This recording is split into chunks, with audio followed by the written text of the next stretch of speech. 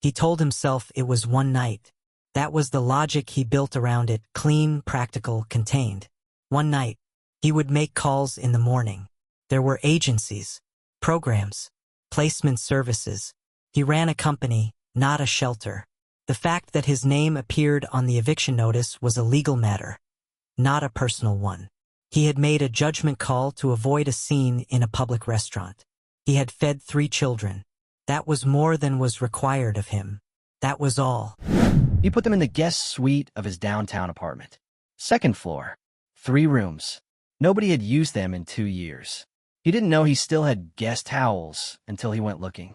He ordered groceries, actual groceries, delivered within 40 minutes.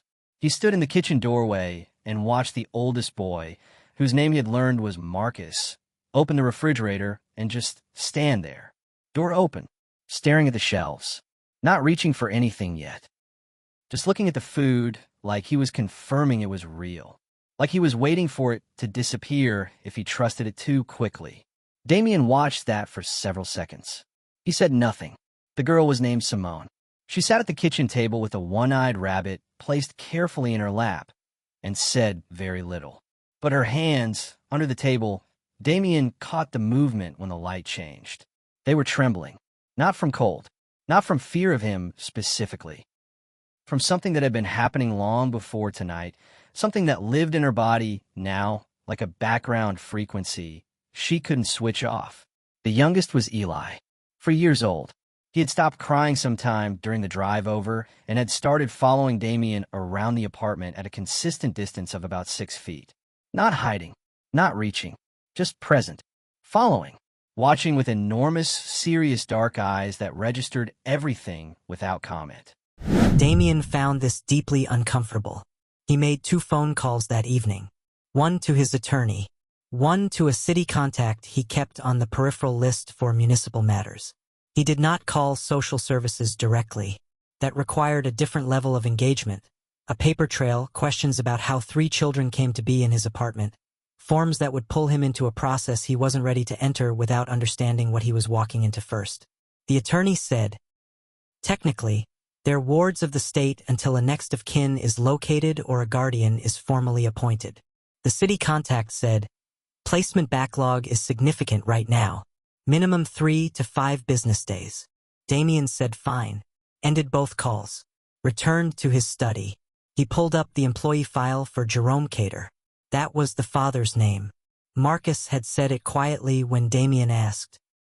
Not like a child reciting requested information, but like someone handling something that mattered. Jerome Cater, warehouse operations, 4 years of service, consistent performance markers. No disciplinary history. The file said he died in a logistics accident. Damien had read those 2 words in other contexts before. Logistics accident was a category his operations team used broadly to cover a range of incidents. Equipment malfunction, loading dock injury, environmental hazard on a wet surface. Insurance processed the claim. HR filed the required documentation. The supply chain kept moving. He had never needed to read past those 2 words. He read the full report now. Jerome Cater, 43 years old. Recorded time of death approximately 11:40 p.m. during a scheduled night shift. Emergency services were not contacted until 12:17 a.m., 37 minutes after the recorded time of death. The incident report attributed the delay to communication failure within the on-shift team. No shift supervisor was on site at the time of the incident. The nearest senior staff member had logged out at 9 p.m., 2.5 hours before the incident, 37 minutes. A man on a floor, and no one called for 37 minutes. Damien read that line 3 times, not because he didn't understand it the first time, but because each reading forced him to sit with a different part of it. The math of it, the silence of it. He set down his tablet. He walked to the window. The city was lit below. Traffic, restaurants, the usual rhythm of a place that had too many things happening at once to stop for any one of them. He thought about Jerome Cater on a warehouse floor in the dark.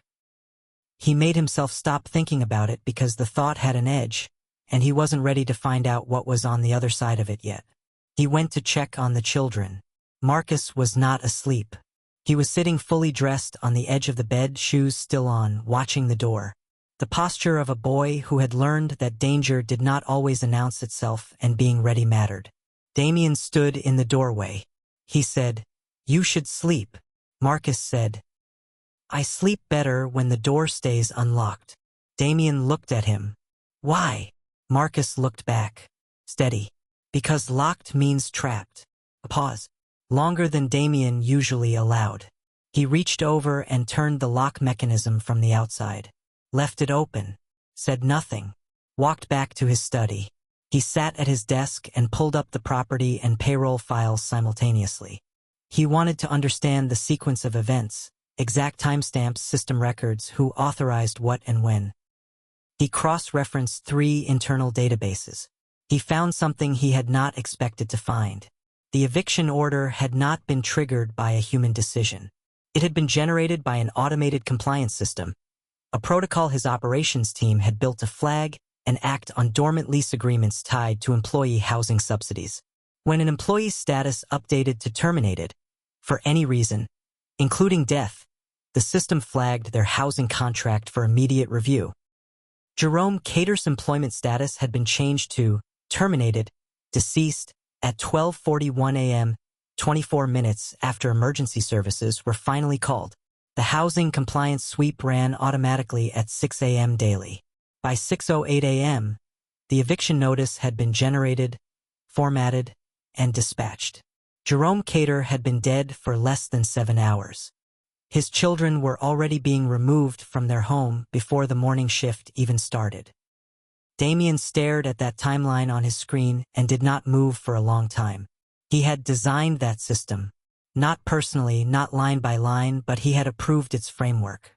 He had signed off on the automation parameters when they were proposed. He had never considered this specific sequence of events when he reviewed the documentation. He had been thinking about efficiency, about reducing administrative lag, about freeing up his operations team for higher-level decisions. He had not thought about what happened when the employee whose status changed had 3 kids in a housing unit tied to his paycheck. He opened a draft email to his operations director, then stopped. His phone lit up. A message from the city contact he'd called 2 hours ago.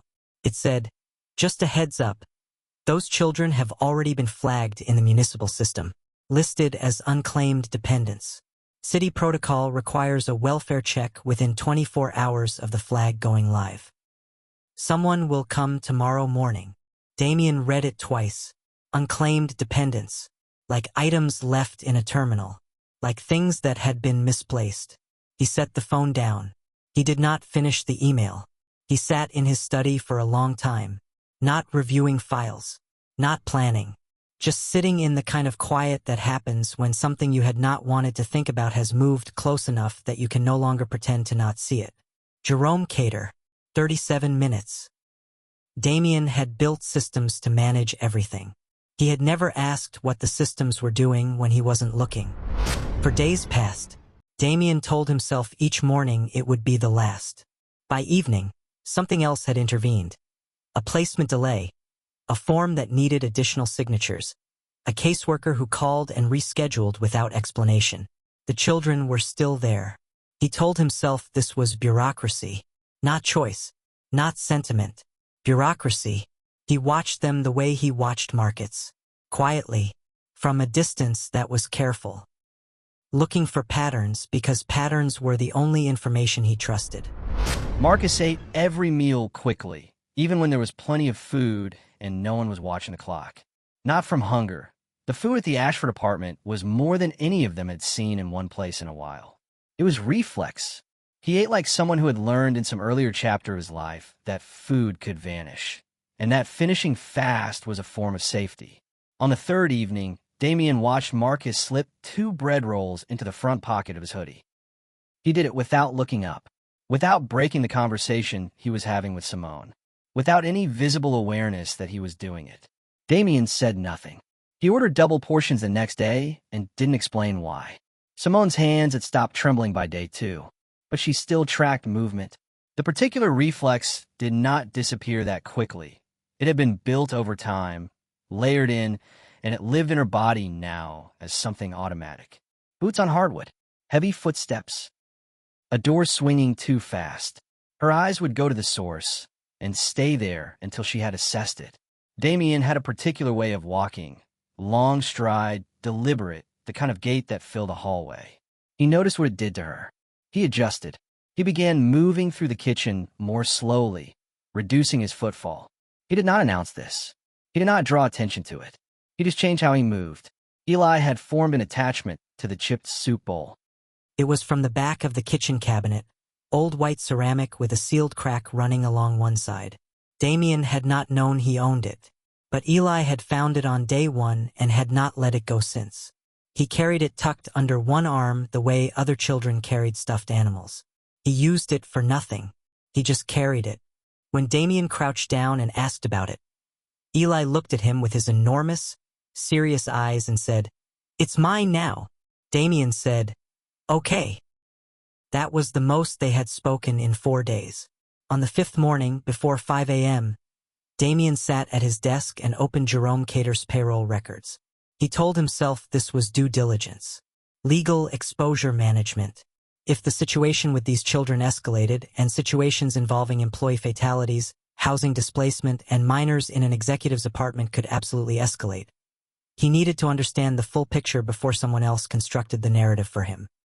That was what he told himself. The payroll record went back 4 years. Standard warehouse operations compensation. No performance raises past year 2. Overtime flagged every single week. Not occasional overtime, not periodic overflow, but every week without exception. Sometimes 6 days, sometimes 7. The man had worked double shifts 41 documented times in the past calendar year. Damien ran the hours. Jerome Cater had been working approximately 60 hours a week for the past 12 months. The facility's authorized staffing plan designated 40-hour weeks with optional overtime at the standard 1.5x rate. But when Damien ran the payroll export, the actual disbursement records, against the internal operations log, the numbers did not reconcile. The internal system recorded hours worked accurately. The payroll export was calculating differently. The difference was buried under 2 layers of formatting that most people would skip over. A conversion formula applied at the export stage that capped billable hours at a ceiling that nobody who was only looking at the output would think to question. Damien removed the formula manually and ran the calculation again. Jerome Cater had been paid for 45 hours in weeks where he had worked 62, 17 hours a week, uncompensated, for 4 years. Damien sat back from his desk. He looked at that number for a long moment. He didn't move. Then he ran the same check on 6 other names from the same facility, pulled at random from the active roster. 2 night shift workers, a loading dock crew lead, a floor supervisor who had been with the company since before Damien's acquisition. Same pattern. Every single one. Hours logged in the internal system. Hours paid consistently lower. The gap varied by employee and by week, but it was always present, always moving in the same direction. Always extracting labor and not compensating for it. The funds didn't disappear. They cycled back into the facility's operational budget, which flowed upward into a quarterly report filed under a subcontractor entity called Harlan Group Logistics, which fed into a holding account that Damien technically owned and had not personally reviewed in 3 years. He stared at the screen. This was not a rounding error. This was not a software glitch or a payroll administrator's mistake. This was a structure, deliberate, organized, built into the system at a level that would not surface in a standard audit unless someone was specifically looking for it. He pulled up the operational setup of the warehouse. It had been acquired through Harlan Group Logistics, a company he'd folded in during a larger acquisition deal 2 years ago. The deal had been managed by his M&A team. He had signed the integration papers. He had not personally reviewed Harlan's internal compensation protocols because those protocols were represented as already compliant with his company's standards at the time of signing. Represented as was doing heavy work in that sentence. He searched for the integration compliance audit. It had been scheduled, then rescheduled, then closed with a note from someone on his operations team. Harlan Systems verified per vendor self-certification. Vendor self-certification. The subcontractor had certified itself. Damien stood up from his desk, walked to the window, stood there without moving for almost a minute. 60 hours a week. Double shifts. A man who had been working that hard, being paid for 45 hours, and who had died at 11:40 p.m. on a night shift floor, with no supervisor on site, while someone took 37 minutes to call for help. He went back to the desk. He pulled up the payroll log again and sorted by date. He ran the sort 3 separate times because the first 2 results didn't make sense to him and he needed to confirm he wasn't misreading it. Jerome Cater's last payroll entry was dated 2 days after his death. Not before. After. The system had continued recording his clock-in data even after the incident was filed and his status was updated. Either the death had not been properly entered into the payroll and scheduling system in time, or someone had been logging activity under his employee ID after he was gone. Damien pulled the exact timestamps. Jerome Cater's clock-in was recorded at 8:02 a.m. on the morning after he died. He had been in the city morgue since 1:30 a.m. The clock-in on his dead employee's profile sat in the system, clean and unremarkable, attached to a shift that had been ghost-worked by nobody. Or somebody. Damien stared at that entry. He did not know yet what it meant. Not fully. But he understood enough to know that it was not an error. Errors had a specific signature. This had a different one. He saved the file, encrypted the export, locked it behind a 2-factor access code that he reset to something only he knew. Then he sat very still and thought about what kind of organization could build a structure this layered, and whether that structure had been built on purpose, and what that would mean for everyone who had been working inside it without knowing what they were standing on. The welfare officer arrived at 9:14 a.m. on a Tuesday. Damien had been informed the previous evening and had prepared the apartment accordingly. Not emotionally, never emotionally, but practically. He had arranged the guest suite, confirmed the children had eaten breakfast and were dressed, told Marcus to keep Eli occupied and calm. He had not prepared for Officer Yolanda Ferris's expression when he opened the door. She was mid-40s, gray suit, functional shoes, clipboard in hand. The look on her face was the specific, practiced expression of someone who has walked into the same type of situation before and made a prior decision about what it was before she knocked. She stepped inside. She looked at the apartment, the square footage of it, the quality of the furnishings, the breakfast dishes still on the kitchen table. She looked at Damien. "Damien Ashford?" she said. "Yes. And these are the Cater children?" "They are." She made a note. "How did they come to be in your residence?" Damien walked her through it, the restaurant, the paper, the decision to shelter them one night that had extended to 5 because placement was unavailable. He kept it factual and linear. He did not editorialize. Yolanda Ferris listened without expression. When he finished, she said, "And there was no prior relationship with the family? You didn't know the father? No prior relationship?" Another note. She moved toward the guest suite. Damien followed at a respectful distance. She knocked, opened the door. Marcus, Simone, and Eli were on the floor. Marcus had taught himself a multiplayer card game and roped the other 2 into it. The rules appeared to be evolving in real time. Eli was apparently winning, based on how many cards were stacked in front of him. Simone looked up when the door opened. Then she looked past the woman. At Damien. He gave no signal, just stood there. Yolanda Ferris crouched down to their level. Her voice shifted into a practiced warmth, not fake, but trained. She told them her name. She said she was there to make sure everyone was okay. She said they were not in trouble. Marcus put his cards down. He studied her the same way he had studied Damien in the restaurant. Direct, patient, calibrating. "Are you going to take us somewhere?" he asked. Yolanda Ferris said, "I'm just here to check in today. Nothing is being decided right now." Marcus looked at Damien. Then, without a word, he stood up. He walked to Damien's side. Stood there. Not dramatically. Not clinging. Just positioning himself as if choosing a side was something he had already worked out internally.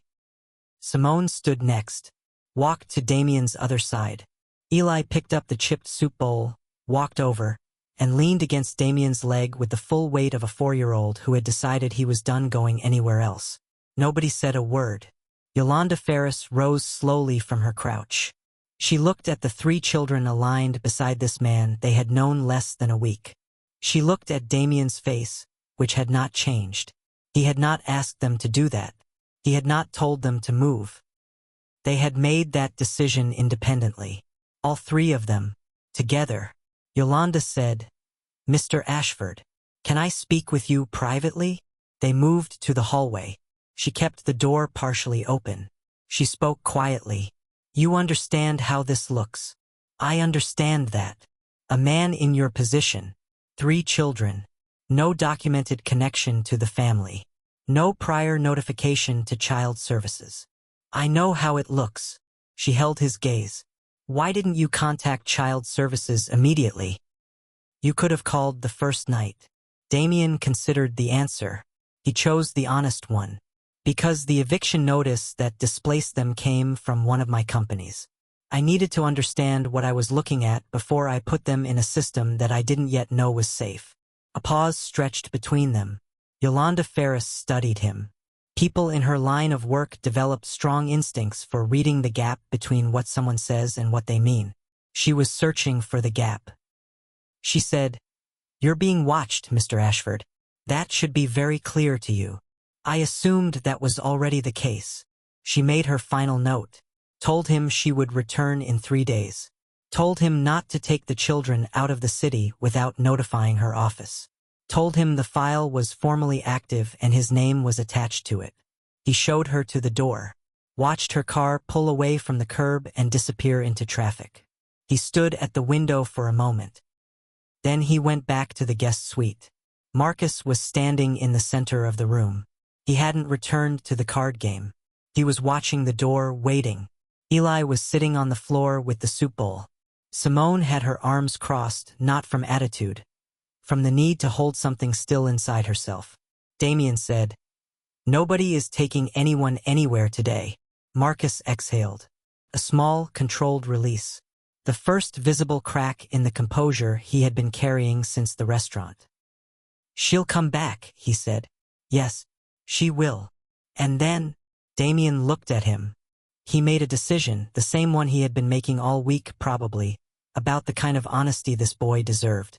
"I don't know the answer to that yet," he said. "But I am working on it. And when I work on something, I stay on it until I understand it completely." Marcus held his gaze. "Okay," he said. "Just okay." Like the words were enough. Like being told the truth plainly, even an uncertain truth, was more than he'd been getting before. They returned to the card game. Damien went back to his study. He worked until 11 p.m. At 11:28, his phone lit up with a notification from his building's security feed. He opened the camera view. One of his company's supply trucks, parked in the lot 2 blocks east, had been vandalized. The windshield was shattered. The cargo seal had been broken and relocked. And across the rear panel, in wide red spray paint, someone had written something. The camera angle cut off the message. He could read only the first 3 words. "We know what." Damien stared at the screen. He zoomed, adjusted. The angle didn't change enough to give him the rest of the sentence. He forwarded the feed to his security director with a single instruction. "Handle it quietly, report by morning." Then he set his phone down and sat in the dark for a long time. We know what. The question was not whether someone was watching. The question was how long they had been watching, and whether they had seen things he had not yet found. He moved them to the Meridian apartment on a Thursday. Quieter block. No foot traffic pattern. A doorman Damien trusted from a previous arrangement. He told himself the logic was operational. Too many eyes on the downtown location since the welfare officer's visit and the vandalized truck. Reducing exposure. That was all this was. He set up the second bedroom for the children. He didn't say how long they would be staying. He had learned, by now, not to say things he wasn't ready to commit to. But he bought 3 beds.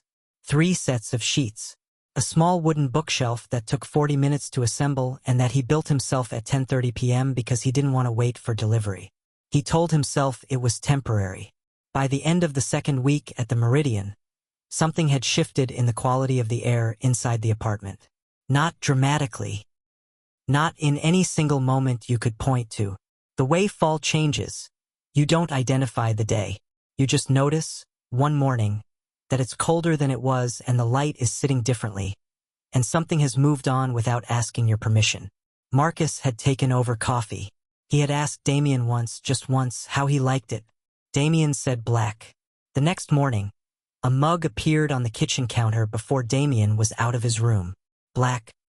2 sugars added because Marcus had made an independent executive decision that the man needed them regardless of what he said. The mug was there every morning after that. No discussion. No acknowledgement required. Simone had stopped flinching at Damien's footsteps. The reflex hadn't vanished, it lived too deep for that, but she had filed his specific gait into a separate category. She knew the weight and rhythm of him now. When it was him, her eyes moved but her hands stayed still. She had started reading books from the shelf.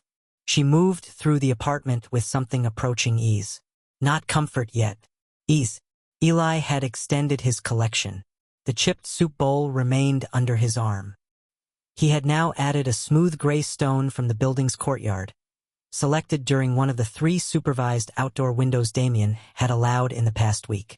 He carried both items. He did not explain why. No one asked. Damien had established routines because routines were the one language of safety he understood from the inside. Dinner at 6:30. Eli's lights at 9 o'clock. Marcus's homework window from 4 to 6. On 3 separate evenings, Damien sat across the table from Marcus while math worksheets were spread between them and walked through problems without enthusiasm but with accuracy. Marcus began leaving the math pages on top of the stack. Neither of them commented on this arrangement. It simply continued. On the 4th evening, Simone asked him what kind of building he owned. He said several kinds. She said, was one of them a warehouse? He said yes. She said her papa worked in a warehouse. He said he knew. She looked at him for a long moment, then went back to her book.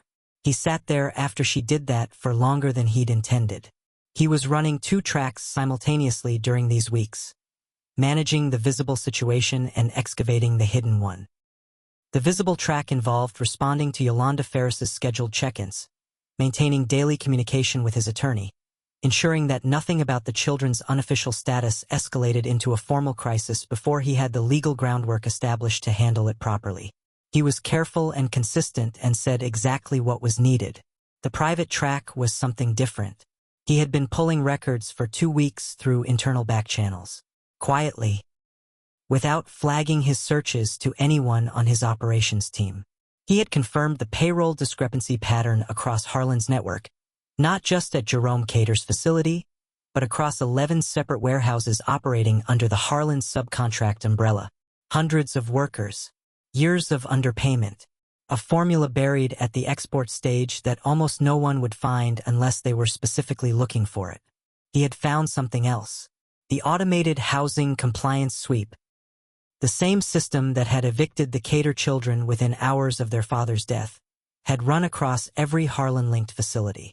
He pulled the full eviction history, 63 eviction orders in 2 years, all attached to employees whose status had changed. Some terminated, some resigned, some deceased. 63 families removed from housing that had been tied to employment through the subsidiary program he had inherited in the acquisition. He had not known. He sat with that number, 63, for an entire evening and did not open his laptop. On a Wednesday night, he came home from a late strategy call to find a white envelope resting against the base of the apartment door. No name on the outside except his, printed in plain block letters. No return address. No postage, meaning it had not been mailed. It had been placed there by hand. He did not open it in the hallway. He carried it inside, set it on the kitchen counter, made himself wait 3 minutes, a deliberate exercise in not reacting on instinct before opening it. Inside was a single sheet of paper. 5 words. "We know what you're hiding." That was all. Damien placed it flat on the counter. He did not fold it back. He stood there in his coat, still carrying the cold from outside, and looked at those 5 words for a long time. The truck. Now this. Someone had been watching long enough to know where he lived. Long enough to know what he was doing. Or what they thought he was doing. Or what they wanted him to know they believed. He thought about the list of people who could have sent it. The list was not short. Business disputes, competitive disruption, the hostile acquisition from 3 years back that had left a board deeply unhappy. There were names on that list who had both the motivation and the reach. But this felt different from a business grievance. This felt specific. He didn't sleep well that night. At 6 a.m., he turned the morning news on low volume while the coffee brewed. Took 9 minutes.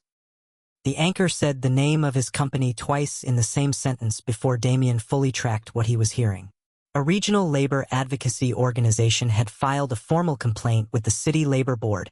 The complaint named Ashford Consolidated Holdings and Harlan Group Logistics as correspondents in an alleged systematic wage suppression scheme affecting warehouse and logistics workers across 11 municipal facilities. 11. The same count Damien had arrived at privately. Someone else had been doing the math. He set down his coffee and stood very still in front of the television. The anchor continued. Footage of the warehouse where Jerome Cater had worked, the exterior, the parking lot, workers standing in clusters with handmade signs. A union representative at a portable podium, speaking with measured clarity into a microphone. Then the anchor said, "The complaint also alleges that the company's employee housing subsidy program was used to pressure workers into workplace compliance, with families facing automatic displacement when employees were terminated for reporting safety violations. Used to pressure.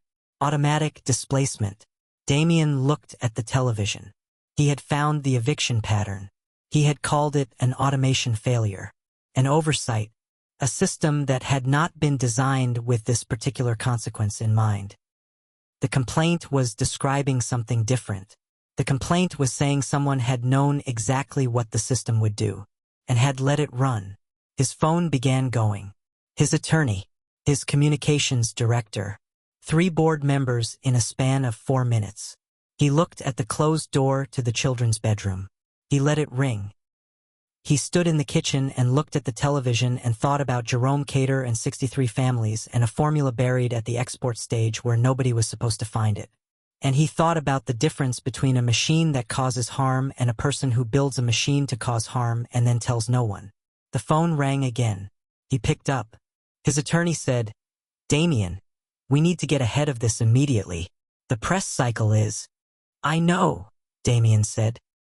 "I already found it. All of it. Before they did." Silence on the other end. "Then what have you been doing with it?" his attorney asked. Damien looked at the bedroom door. He looked at the coffee mug on the counter. Black. 2 sugars. He looked at the small gray stone sitting next to it that Eli must have placed there sometime in the night. He said, "Figuring out who I am." He ended the call.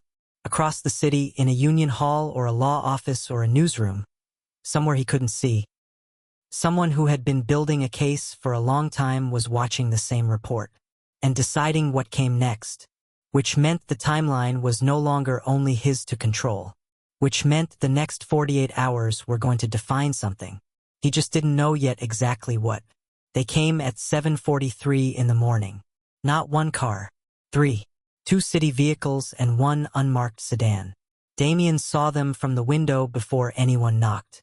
He stood there with his coffee in his hand and watched them park. Watched for people get out.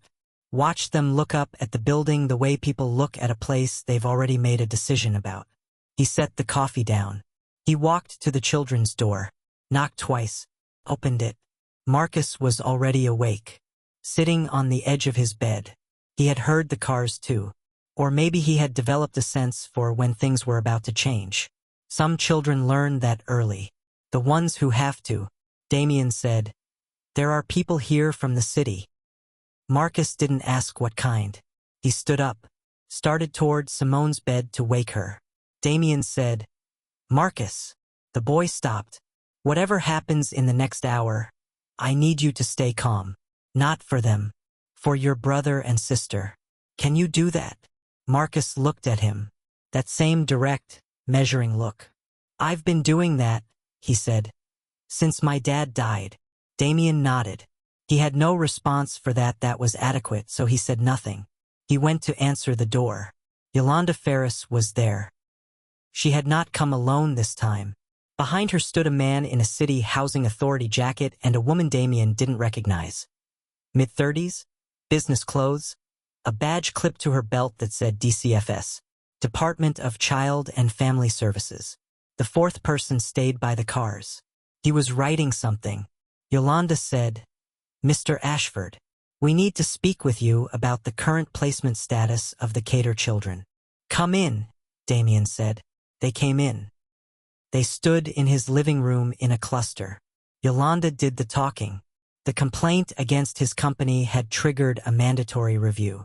Because Ashford Consolidated Holdings was named as a respondent in an active labor board investigation, and because the children of a deceased employee of that company were currently residing in the home of its principal owner, there was a conflict of interest flag that required immediate assessment.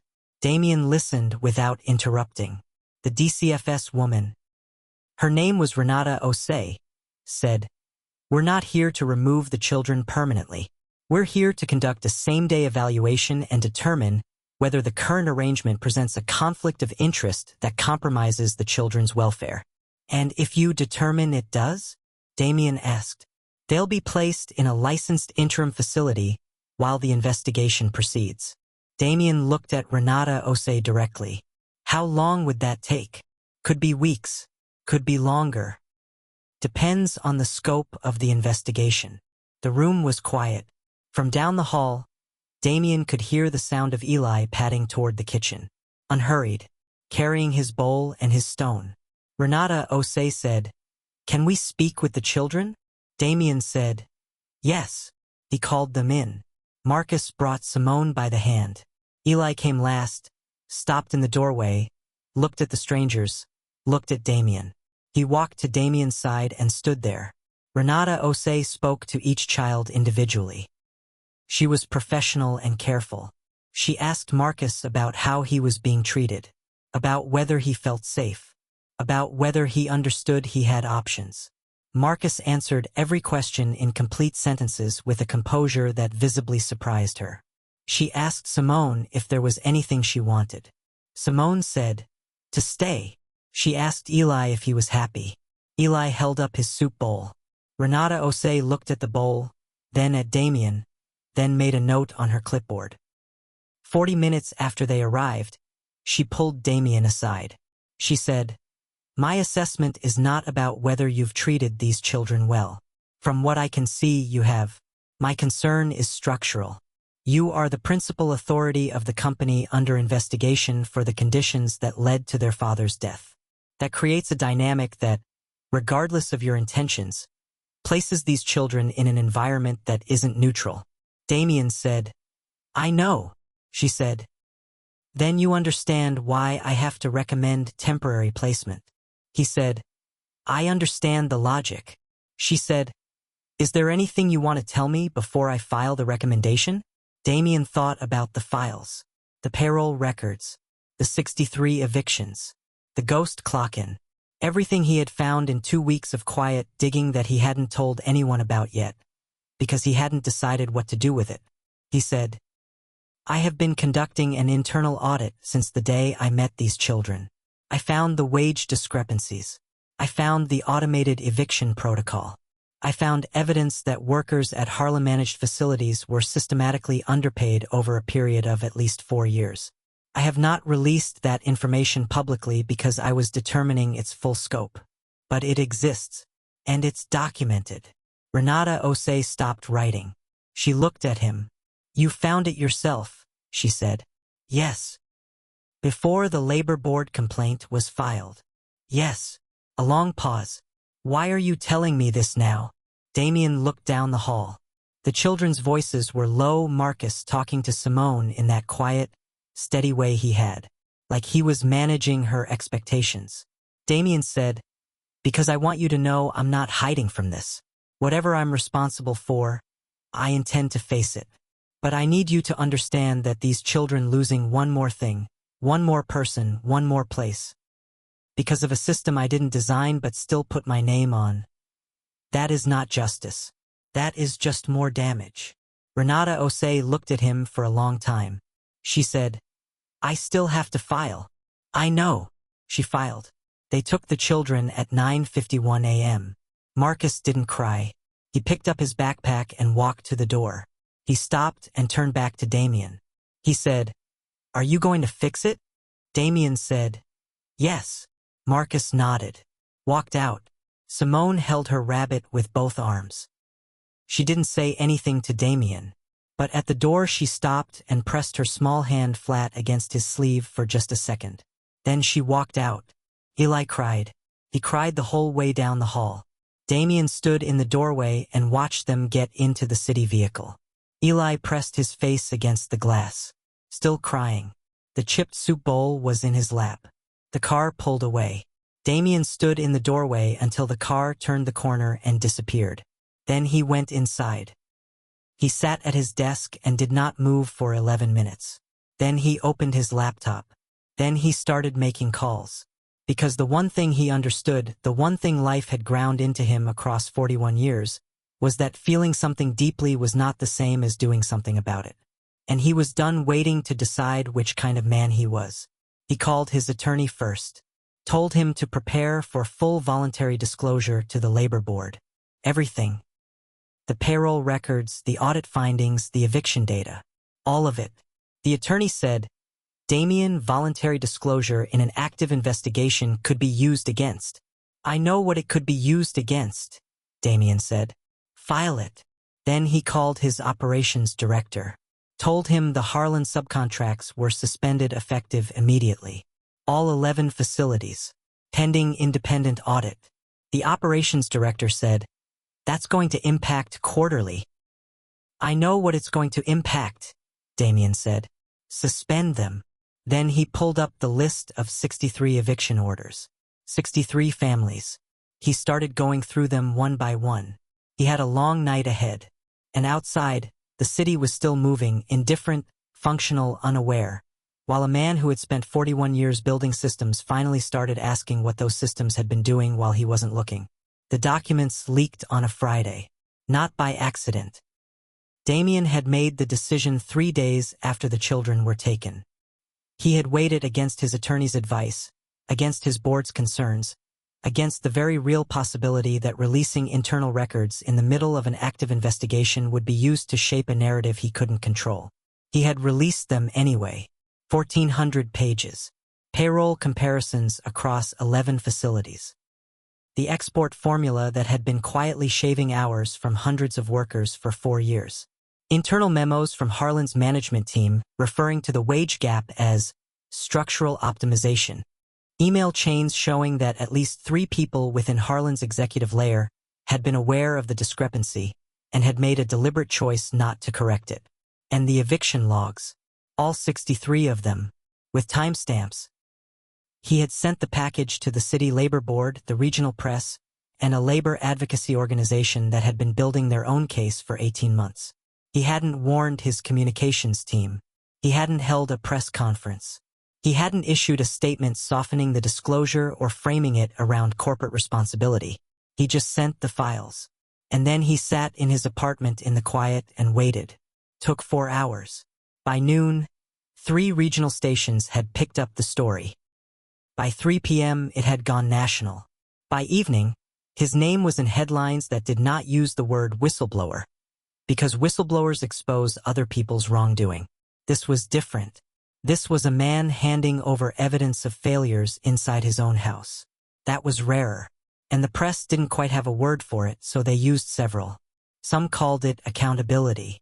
Some called it strategy, a preemptive move to control the damage. Some called it too little, too late. All of them were partially right. His board called an emergency session the next morning. Damien attended by phone. He let them talk for 22 minutes, the liability exposure, the stock implications, the partner relationships at risk. He listened to all of it without interruption. Then he said, I'm not disputing any of that. The exposure is real. The risk is real. What I need you to understand is that I've already decided what I'm doing. I'm not asking for approval. I'm informing you. One board member said, Damien, this is not how companies survive a crisis. Damien said, this is not a crisis. This is a consequence. There's a difference. He ended the call. His rivals moved quickly. That was expected.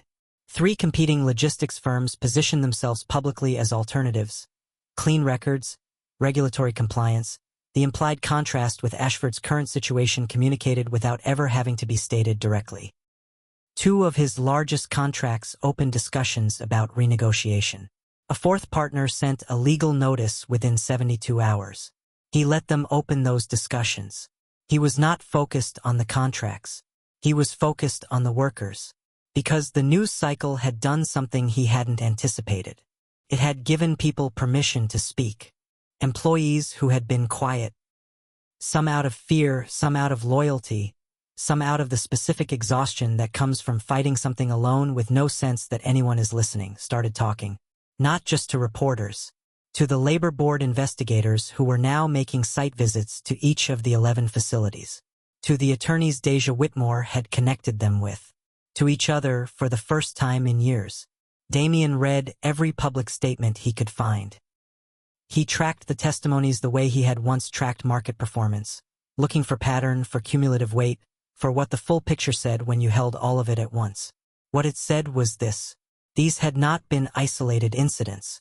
The wage suppression had worked because the housing subsidy created dependency. You could not afford to complain about your paycheck when your paycheck was also your front door. That was the architecture of it. Not a single bad decision by a single bad actor, but a layered system designed to eliminate the worker's ability to say no. Every element of it served the same function. The low wages, the tied housing, the automated compliance sweep that responded to any change in employment status with immediate displacement, the lack of supervisory oversight on night shifts, the 37-minute wait on a warehouse floor. None of it was accidental. That was what Damien sat with in the quiet of his apartment on the 4th night after the documents went public. He had told himself in those first 2 weeks of private audit that he was looking at oversight, at automation without foresight, at a subcontractor he hadn't vetted rigorously enough. That had been partly true, and partly comfort. The full truth was more than oversight. Someone had designed this deliberately. And it had run inside his company under his name, generating revenue that had flowed into his accounts for years. He hired an independent investigation firm, not the one his attorney recommended, not the one his board suggested. He found a firm that had no prior relationship with any entity connected to Harlan or Ashford. He paid them a retainer that made his CFO physically uncomfortable and told them to start with the 11 facilities and go wherever the evidence led. He made one additional move. Quiet, not public. He engaged a housing attorney on behalf of the 63 families. Not a firm that owed him anything. Not someone who would approach the families as an extension of his legal strategy. He found an attorney named Deja Whitmore, mid-40s, 15 years of tenant advocacy. A track record that included taking on city housing authorities twice and winning both times. He sent her the eviction records and wrote one line in the cover message. These families are owed restitution. I am not the client. They are. He transferred a 6-figure retainer into her account. He did not tell her his name at first. She found out on her own within 48 hours and called him. She said, "Why?" He said, "Because the system moved faster than any of them could react. And someone has to slow it down and move it back." She was quiet for a moment. Then she said, "I'm going to take this case. But you should know. Some of these families may not want anything to do with you." He said, "That's their right." She said, "And you're okay with that?" He said, "I'm not the point of this." Another pause. She said, "All right, Mr. Ashford." She took the case. 3 days later, the city suspended the operations of 4 municipal agencies involved in the labor contracting network connected to Harlan. 2 Harlan executives were named in a formal labor board complaint. One of them had been on the Harlan team before the acquisition, a man named Gerald Pruitt, who had built the compensation formula himself and had been folded into the Ashford operational layer along with everything else when the acquisition closed. Pruitt's name appeared in the documents Damien had released. Pruitt had retained a separate attorney by the end of that same day.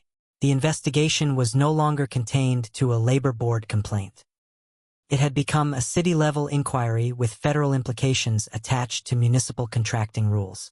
Reporters had started making calls to the workers themselves, the ones who were still employed, the ones who had left, the ones who knew things they hadn't had a forum to say until now. They were saying them now.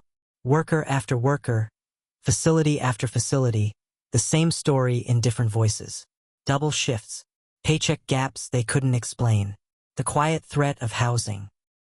Because if your job and your home were tied to the same company, the conversation you could afford to have with your employer was a very limited one. That was the structure. That was how it had held. And now it was coming apart. Damien tracked all of it, read every report, watched every statement, followed the public record the way he had once tracked market movements, for pattern, for information, for what came next. He did not celebrate. There was nothing to celebrate. He thought about Jerome Cater a lot during those days. He thought about a man working 62 hours a week and being paid for 45. He thought about double shifts and the particular exhaustion of a body pushed past what bodies are meant to sustain over months and years. He thought about that warehouse floor. 11:40 p.m. No supervisor. 37 minutes. He thought about 3 kids in a restaurant doorway, and about what it cost them to walk over to a stranger's table. On the 9th day after the documents leaked, Damien's attorney called. She said, "The labor board investigation is formally expanding. They're going to pull your personal financial records. They want access to your acquisition documents for the Harlan deal." He said, "Give them everything." She said, "Damien, this level of cooperation is—" "Give them everything," he said again. Flat, clear, no room to negotiate. She gave them everything. His net worth dropped 17% in 10 days. 2 board members resigned. One of his largest partners paused their contract pending review. And somewhere across the city, in a licensed interim facility, 3 children were sleeping in beds that were not theirs. In a building they hadn't chosen, waiting for something to resolve that they didn't fully understand. Damien knew this. He knew it every morning when he woke up. And on the morning of day 11, his attorney called again. She said, "There's been a development in the custody evaluation. The court has scheduled a hearing." Renata Osei filed her full assessment. "Her recommendation is not what we expected." Damien sat up. "What does it say?" A pause. "She recommends that the children's placement situation be reviewed in light of the voluntary disclosure and the actions taken subsequent to it. She's not recommending permanent placement elsewhere. She's recommending a formal hearing to determine long-term guardianship." Damien was quiet. "That means there's a path," his attorney said. "I know what it means," Damien said. "It also means the court is going to look at everything. Who you are, what you did, what you knew and when you knew it." "I know," he said. "Are you ready for that?" He thought about Marcus on the edge of that bed, shoes on, watching the door. He thought about Simone's hand on his sleeve. He thought about Eli's face pressed against the car window. He said, "Yes." The courtroom was smaller than people imagine when they think about justice. No high ceilings, no dramatic gallery, plain room, wooden chairs, fluorescent light that flattened everything. A judge named the Honorable Loretta Beaumont, who had been on the family court bench for 19 years and who gave no indication, at any point, that she was impressed by anything in front of her. That was the room where things would be decided. Damien arrived at 8:15 a.m. His attorney, Candace Fitch, was already there. She had spent 10 days preparing for this. She was one of the best family and civil attorneys in the city, which was why Damien had not chosen her initially. He'd assumed the case would not reach this stage. He had underestimated a lot of things. The city was represented by a junior attorney from the DCFS legal office. Renata Osei was present as a witness. The labor board had sent an observer, not a participant, just someone to watch. Marcus, Simone, and Eli were brought in by a licensed DCFS escort. They walked in and sat on the left side of the room. Marcus looked at Damien immediately. held his eyes for a moment, then looked forward. Simone held her rabbit. Eli did not have the soup bowl. It had not been permitted in the facility, and the absence of it was visible in how he held his hands, folded in his lap. Too still. Judge Beaumont called the hearing to order. She was efficient. She moved through the procedural framing quickly. The nature of the case, the parties involved, the specific questions the court was being asked to resolve. She did not editorialize. She did not soften anything. She said, "We are here to determine appropriate long-term placement for 3 minor children following the death of their father, and to assess whether the current or proposed guardianship arrangement is in the children's best interest given the complex circumstances of this case." She looked up from her papers. "I have read every document submitted. I do not need them summarized. I need testimony." The DCFS attorney went first. He presented the concern clearly. Damien Ashford's company was named as a respondent in an active labor investigation connected to the death of the children's father. The conflict of interest was structural. Regardless of the actions taken subsequent to the investigation becoming public, the fundamental question was whether a child's guardian could be the same entity that bore at least partial responsibility for the circumstances of that child's orphaning. It was a fair argument. Damien's attorney did not dispute it. She said, "The court is right to ask this question, and the answer is not simple. What I am asking the court to consider is not whether Mr. Ashford's company bears responsibility for what happened to Jerome Cater. It does. That is established. What I am asking the court to consider is whether the man who sits in this room today, who voluntarily disclosed 1,400 pages of internal records, who suspended the subcontractor operations, who retained independent counsel on behalf of 63 affected families at his own expense, who cooperated fully with every regulatory body requesting access to his records, is the same man who looked the other way while all of this happened." She let that sit for a moment. Then she said, "He is not, and the court should weigh both things." Judge Beaumont made a note. Then she called Marcus to the stand. He walked up, 12 years old, brown hoodie, different from the one at the restaurant but the same posture. He sat in the chair and looked at the judge. She said, "I'm going to ask you some direct questions. I need direct answers. Can you do that?" He said, "Yes, ma'am." She said, "Were you ever treated poorly while in Mr. Ashford's care?" "No." "Did you ever feel unsafe?" "No." "Did you ever feel like you were being used or managed in a way that made you uncomfortable?" Marcus thought about that one. He took his time. The room waited. He said, "He didn't really know how to talk to us at first, but he was honest." He said, "I don't know when he didn't know." And he said, "I'm working on it," when there was something to work on. And then he actually worked on it. A pause. "Most adults just say things," Marcus said. "He did things." Judge Beaumont made a note. She asked Simone 2 questions. Simone answered both in a clear, small voice, looking at her hands. When the judge asked if there was anywhere she wanted to be, Simone looked across the room at Damien. She didn't say anything. She didn't need to. Eli was not asked to testify. He was 4. But he sat in his chair looking around the room until his eyes found Damien, and then he stopped looking around. The Labor Board observer submitted a written statement into the record. It confirmed that Damien Ashford's voluntary disclosure had materially accelerated the investigation, had provided documentary evidence that would have taken the board months to uncover through standard procedure, and had resulted in the identification of additional affected workers beyond the scope of the original complaint. It did not say he was absolved. It said what he had done mattered. Renata Osei took the stand. She said, "When I filed my initial recommendation for temporary placement, I was acting on a legitimate concern. The structural conflict was real. What I did not account for was the possibility that the person at the center of that conflict would choose to dismantle it from the inside." Judge Beaumont said, "Explain what you mean." Renata said, "He had a choice. When the investigation became public, he had options that many people in his position would have taken. He could have lawyered up completely. He could have denied knowledge of the Harlan protocols. That argument may have even held. He could have managed the PR, protected the company, and fought the investigation through legal channels for years. That is what resources do.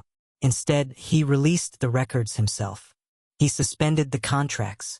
He funded the family's legal representation anonymously. He cooperated fully. He did this while knowing it would cost him financially and reputationally.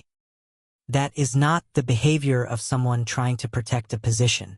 That is the behavior of someone trying to correct one. The room was quiet. Judge Beaumont looked at Damien directly.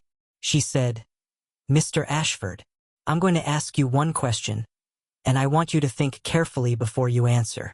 She folded her hands. "What do you want?" Damien was quiet for a moment. He looked at the children. He said, "I want them to be somewhere safe. I want them to choose where that is.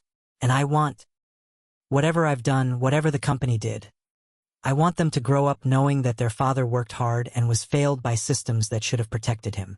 And that when someone finally looked at those systems honestly, they couldn't keep looking away." The judge wrote something. She did not say whether that was the right answer or the wrong one. She said, "We're going to recess. I'll have a decision this afternoon." The recess lasted 4 hours. Damien sat in the hallway outside the courtroom with Candace Fitch, who said very little because there was nothing useful to say. He drank bad coffee from a vending machine.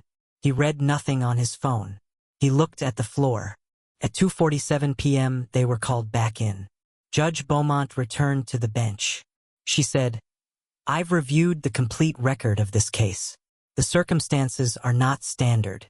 The questions raised are not ones with easy answers. But family court does not wait for easy.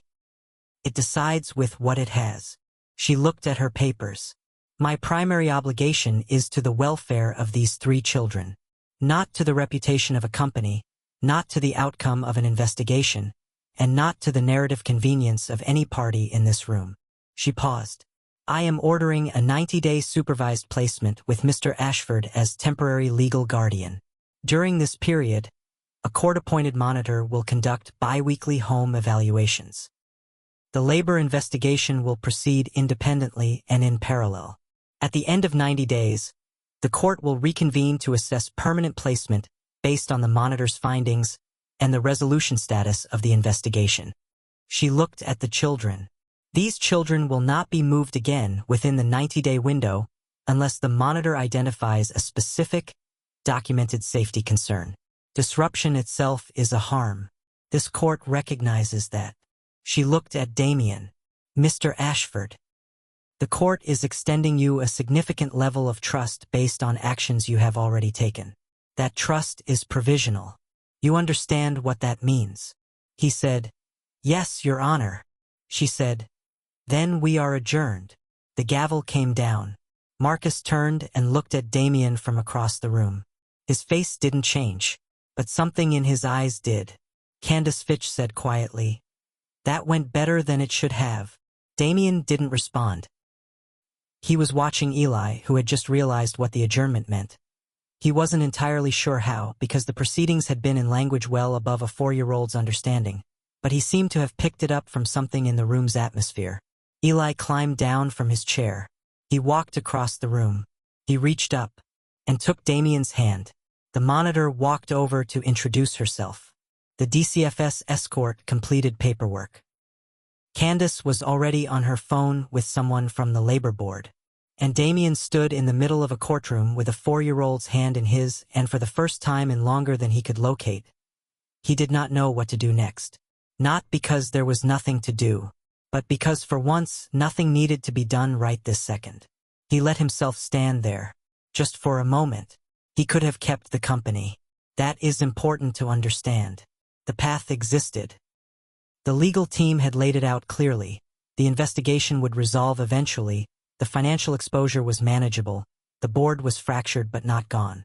With time and the right moves, Ashford Consolidated Holdings could have survived in its current form. Smaller, reorganized, maybe renamed, but intact. He sat with that option for 3 days. 3 days of files and projections and a long conversation with his CFO, who was methodical and honest and who laid out 2 futures side by side with the kind of clarity that only people who work in numbers can manage. Future 1. Fight for the company. Settle what was necessary, restructure what wasn't, rebuild from the position that was salvageable. It would take 2 years, maybe 3, but it was viable. Future 2. Dismantle the parts that had caused the harm.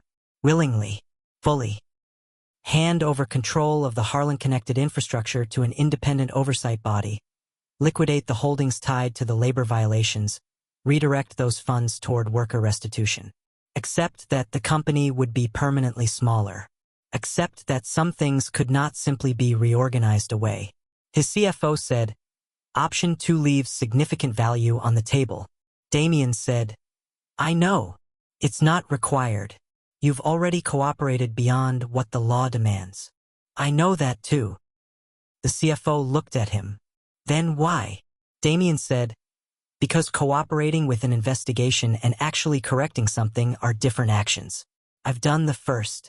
I haven't done the second yet. The CFO was quiet. Damien said, I built those structures. I signed the acquisition papers. I approved the automation protocols. I did not design them to cause harm. But I built an empire and I didn't ask enough questions about what was happening in the parts one wasn't watching. That is mine to own.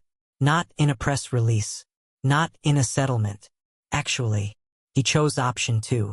He had made harder decisions in his life or thought he had. He had shut down companies that weren't performing. He had terminated executives he had once trusted. He had walked away from deals worth 8 figures because the math didn't hold. Those had felt like hard decisions at the time. This was different. This was not about cutting something that wasn't working. This was about cutting something that was. The Harlan-connected infrastructure had been profitable. Deeply profitable. That was the mechanism, the underpaid labor, the tied housing, the automated compliance that kept workers quiet. It had generated returns that fed into the holding accounts that had funded other things he was proud of. Newer facilities with better equipment. A workforce development program he had launched 2 years ago in the city's east side. Research into cleaner logistics technology that his operations team had been excited about.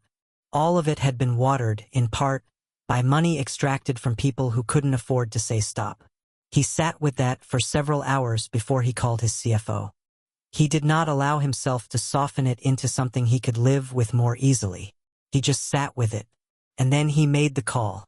During those 6 weeks, the children were home. That word had started happening without Damien noticing when it crossed the threshold from a description into something else. The Meridian apartment had become home. Marcus was back at school. A new school, closer to the building, with a counselor who had been briefed on the situation and who did not make it a bigger deal than Marcus needed it to be, which Marcus had immediately appreciated. Simone had started drawing. Not anything specific, patterns, mostly. Color blocking and geometric shapes that filled pages and pages of a sketchbook Damien had bought on impulse and left on the kitchen counter without comment. She had filled 12 pages before he realized she'd started. Eli had his bowl back, and his stone, and a small yellow truck that had appeared on the coffee table one morning with no explanation. Damien had bought it during a grocery run and set it there and walked away, and Eli had found it and held it up and said, "Mine?" And Damien had said yes, and that had been the end of the conversation. There was a routine now, a real one, not managed, not constructed with the deliberate efficiency of a man who was compensating for something. Just a routine, the kind that grows up on its own when people share a space long enough. Marcus made coffee. Damien helped with math. Simone drew. Eli carried things. At dinner on a Tuesday, Marcus said, "Are you going to have to go to court again?" Damien said, "Probably." "For us or for the company?" "Both at different times." Marcus considered this. He ate a few bites. Then he said, "My dad used to say that the difference between a good person and a bad person isn't whether they make mistakes. It's whether they try to fix them." The table was quiet for a moment. Damien said, "Your father sounds like he was a smart man." Marcus said, "He was tired a lot. But yeah, he was smart." There was nothing to add to that, so no one did. On a Saturday, 6 weeks into the supervised placement, Damien received a call from Deja Whitmore, the tenant attorney he had retained on behalf of the 63 families. She said, 41 of the 63 have accepted the restitution terms. 12 are still in negotiation. 10 have declined to engage. He said, "The 10 who declined, do they have separate representation? Some do. Some just don't want anything connected to your name involved in their lives. I think you should understand that and not take it as a failure." "I do understand it," she said. 3 of the families want to speak with you directly. I told them I would ask. He said, "Tell them yes, whatever they need." She was quiet for a moment. Then she said, "You know you don't have to do any of this the hard way." "I know. Most people in your position wouldn't." "I know that too." She said, "All right," and ended the call. He met with the 3 families over the following week. 2 of the meetings were difficult in ways he hadn't prepared for. The first family, a woman named Charlene Dupree, who had lost her housing after her husband left the Harlan facility following a safety complaint, sat across from him in a diner and looked at him without anger. That was harder than anger. She just looked at him with something that had moved past anger and settled into a kind of exhausted clarity. She said, "I need you to understand that my kids missed 2 years of stability because of what happened. You can't give that back." He said, "No, I can't." She said, "Then what is it you want from this meeting?" He said, "Nothing. I wanted to hear from you directly what it cost. Not in a document. From you." She looked at him for a long time. She said, "A lot. It cost a lot." He said, "I hear you." She nodded. The meeting ended. She left with her attorney. Damien sat at the table for a while after. The second meeting was with a man named Terrence Gale, who had also lost housing and whose wife had recently given birth during the displacement period. He was angrier. He had the right to be. He said things directly and without softening them. Damien listened to all of it and did not defend himself and did not redirect and did not offer excuses. He just listened.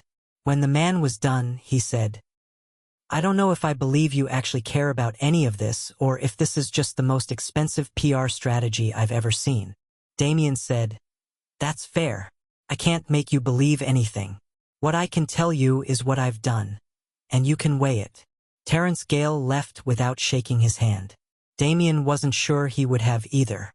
The third meeting was with a woman named Naomi Cater, Jerome's sister. She had come from out of state. She was tall, composed, and she looked at Damien with an expression he couldn't fully read. She was Jerome's only surviving family besides the children. She sat down. She folded her hands on the table. She said, "My brother called me the week before he died. He said he was thinking about saying something to management about the hours. I told him to be careful. That losing the job would mean losing the house." A pause. "I told him to be careful." Damien looked at her. "I think about that a lot," she said. He said, "This was not your fault." She said, "I know. But knowing that and feeling it are different things." He said, "Yes, they are." She looked at the table, then at him. She said, "Those children are mine by blood, but they don't know me well. Jerome and I weren't as close as we should have been. Life gets busy and then it's too late and I've had to sit with that." She met his eyes. "I'm not in a position to take them. I don't have the space or the stability right now, and they've been through too much to be relocated again." Damien said nothing. She said, "I need you to understand what you're taking on. They're not small. Their needs are not small.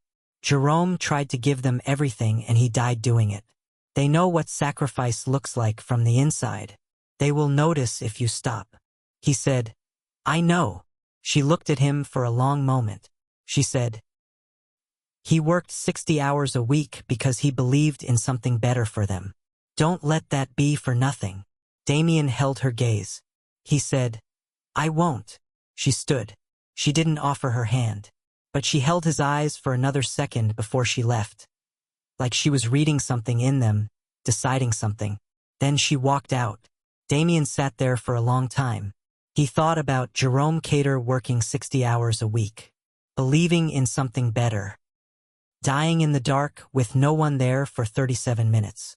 and 3 kids in a restaurant doorway with nothing left, walking toward a stranger, trusting him with everything they had left to trust anyone with. That evening, back at the apartment, he found Marcus doing homework at the kitchen table. Damien sat across from him, didn't say anything, started looking through his own work. After a while, Marcus said, "Did the meeting go okay?" Damien said, "Yeah, it did." Marcus went back to his worksheet. Damien went back to his files. They sat there in the quiet like that for an hour, and it was, in a way, Damien was not yet fully able to articulate enough. The rain came back on a Thursday, not the aggressive kind, the steady, patient kind that settles in and stays, the kind that makes the city look like it's been washed of something and is deciding what it wants to become next. Damien stood at the window with his coffee, black, 2 sugars. He had started adding the sugar himself. He wasn't entirely sure when that happened. The 90-day supervised placement had ended 11 days ago. The court monitor had filed her final assessment, favorable, with 2 noted areas for continued support. Judge Beaumont had reconvened the hearing. The Labor Board investigation had reached resolution on the primary counts, with Gerald Pruitt and 2 other Harlan executives named as principally responsible. Damien's company had cooperated fully. The civil penalties were substantial but not company-ending, because the company was already significantly smaller than it had been 3 months ago, by his own hand. The restructuring was done. What remained was about a third of what he had started with. Fewer facilities, fewer contracts, a team that was smaller but that had been hired under different terms, with wage structures audited quarterly by an external firm. The automation systems had been redesigned from scratch, this time with a human review requirement at every decision point that affected a worker's status. It wasn't redemption. He didn't use that word. It was correction. What you do when you find out the machine is wrong is you stop the machine. Then you rebuild it. He heard Marcus in the kitchen before he saw him, the familiar weight of footsteps that he now recognized the same way Simone had learned to recognize his kettle, the fridge. The particular sequence of sounds that meant breakfast was starting. He walked into the kitchen.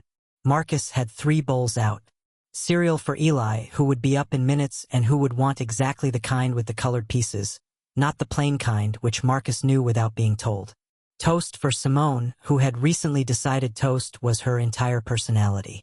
And coffee, already poured, black, 2 sugars, on the counter before Damien had even walked in. Damien picked it up, said nothing. Drank. Marcus said, "It's raining." Damien said, "I know. Eli's going to want to go outside anyway.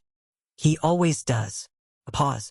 Marcus said, "I got my math test back. And 94. Damien set down his mug. He looked at Marcus. He said, "That's good." Marcus looked at him with the faintest edge of something. Not quite a smile, but adjacent to one. "I thought you'd say it could have been higher." Damien said, "It could have been higher." Now Marcus did smile. Just slightly. He went back to the cereal. Eli arrived at 7:22 a.m. exactly, as he did every morning, carrying his bowl in one arm and his stone in his pocket. He climbed onto his chair. He looked at the rain outside. He looked at Damien. He said, "Can we go?" Damien said, "After breakfast." Eli considered this, looked at the rain, looked back, said, "Okay." Simone appeared last, as she always did, sketchbook under one arm, rabbit under the other. She sat down, looked at her toast, looked at the window. She said, "It looks like the beginning." Damien said, "The beginning of what?" She thought about it. "I don't know. Just the beginning." He looked at the rain on the glass. He thought she might be right. After breakfast, Damien drove them, not a driver, him, which had become the standard now, a shift so gradual he couldn't name the day it changed, to a restaurant 2 blocks south. The one with the red awning. The one where, on a rainy morning that felt like a different lifetime, 3 children had walked through the door and changed the course of what his life was. He hadn't planned to come here specifically. They were just getting food. But the city had its own logic sometimes, and the route had led here. He parked, looked at the door. Marcus, from the back seat, said, "Is this the place?" Damien said, "Yes." A pause. Marcus said, "You okay?" Damien considered the question. Not whether to answer it honestly. He had long since decided that honesty was the only currency he had that was worth anything with these three, but how to answer it accurately. He said, "Yeah, I think so." They went in. The same host stand. The same low lighting. The lunch crowd not yet arrived. The room still in its morning mode, quieter, slower, the smell of coffee and something warm coming from the kitchen. They took a table. Not the corner booth. That was Damien's old table, his systems table, the one facing the exit. They took a round one, in the middle where you could see all of it and no part of it was more important than the rest. Eli placed his bowl on the table. The server came and smiled at the bowl the way people always did. Eli said, "It's mine." The server said, "I can see that." They ordered. Simone opened her sketchbook. She had started doing something new in the last 2 weeks. Instead of the patterns, she was drawing people. Rough, simple outlines. Not portraits. Just figures. A tall one, 2 medium ones. A small one with a circle in one arm. Damien looked at it. He didn't say anything. But he noticed. Marcus was reading something on the phone Damien had gotten him last month. A news article from the look of the headline. Something about the Labor Board's final report on the Harlan Network. Damien had read it that morning.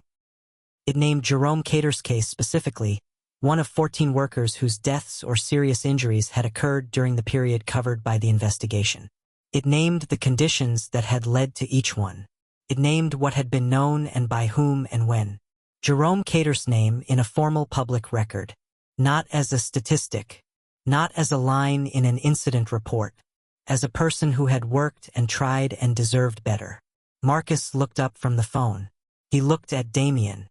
He said, "They wrote about my dad." Damien said, "I know. I read it this morning." Marcus looked at the phone again. He was quiet for a moment. He said, "Good." Just that. Good. Like it was the right word and the only word and nothing more was needed. Damien nodded. The food arrived. Eli organized his bowl and his plate with great seriousness, making sure the bowl was properly positioned before he touched anything else. Simone sketched while she ate, which was technically not allowed at the table and which Damien had stopped enforcing 3 weeks ago. Marcus ate steadily and read and occasionally commented on something from the article with the matter-of-fact tone of someone who has decided to look directly at hard things instead of around them. They stayed for almost 2 hours. When they left, the rain was lighter. Still there, but gentler. The kind you can walk through without rushing. They stood outside the restaurant door. Eli immediately looked up at the sky, then at a puddle near the curb, then at Damien, who saw the calculation happening and said, "1 puddle." Eli stepped in it with both feet. Marcus shook his head. Simone laughed. And Damien stood there on the wet sidewalk outside the door of a restaurant where everything had started, with a piece of paper and an eviction notice and 3 kids with nothing, and he felt something he did not have a precise word for. Not triumph. Not relief. Something quieter than both. Like a door closing not because someone was locked out, but because the people inside had decided they were home and the rain could stay on the other side. He had spent 41 years building systems. He had never built anything that mattered like this. He looked at the 3 of them. Marcus already moving down the sidewalk, hands in his pockets. Simone hugging her sketchbook. Eli with both feet still in the puddle, deeply satisfied. And he made a decision that required no calculation, no strategy, no system. He was going to show up. Every day. That was it. That was the whole plan. And when they reached the car, and Eli climbed in with mud on both shoes, and Simone slid across the back seat and immediately opened her sketchbook, and Marcus took the passenger seat and glanced over and said, "You good?" Damien said, "Yeah." And he meant it. He actually meant it. They drove home through the rain. The city moved around them the way it always had. Functional, indifferent, full of systems running in every direction at once. Some of them broken, some of them holding, some of them built by people who never had to see the consequences. He had seen them, and he would not stop seeing them. And the door to the apartment closed behind them. Not locked, just closed, against the rain. The way doors close when the people inside have finally decided they are exactly where they are supposed to be. If this story moved something in you, if you've ever seen a system fail a real person, or if someone showed up for you when they didn't have to, leave a comment below and share your story. Your words might be exactly what someone else needs to hear today. Subscribe and turn on notifications so you don't miss the next story that comes to this channel. Because there are more stories like this one, stories of ordinary people doing something extraordinary when it would have been so much easier to look away. Share this with someone who needs to remember that the right thing is still being done. Every day, by people just like this. The next story is coming. Don't miss it.